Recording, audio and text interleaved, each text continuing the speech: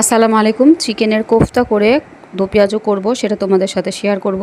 তো ফার্স্টে আমি চিকেনের ব্রেস্ট পিসটা নিয়ে ব্লেন্ড করে নিয়েছি।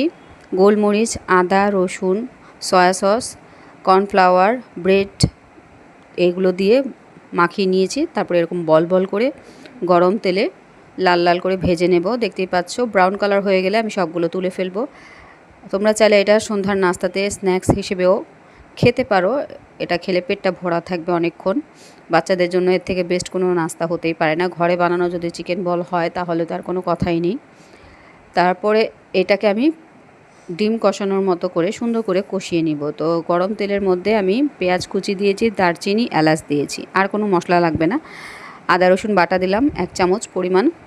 যেহেতু আমার কোফতার পরিমাণটা অনেক বেশি, তো এর মধ্যে আমি আগে কোফতাটা দেব, পরে পানিটা দেব, ঠিক আছে? সামান্য একটু পানি দিয়ে দিলাম যেন ছেটা না আসে। আদা রসুন ভালোভাবে কষানো না হলে কিন্তু গন্ধ আসে। তো সামান্য পরিমাণ হলুদ দিলাম, মরিচ দিলাম। এটা বেশি ঝাল হবে না, যেন সবাই খেতে পারে আর দেখতে যেন কালারটা সুন্দর আসে, তাই এইরকম পরিমাণে আমি হলুদ মরিচ দিয়েছি। একটু কষানো হয়ে গেলে এখন ভেজে রাখা কোফতাগুলো এর মধ্যে দিয়ে দিব।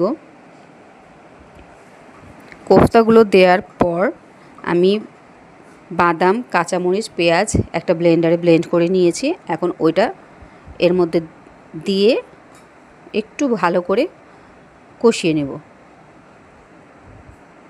তো এই তো দেয়া শেষ। এখন দেখতেই পাচ্ছ কীরকম হবে কালারটা।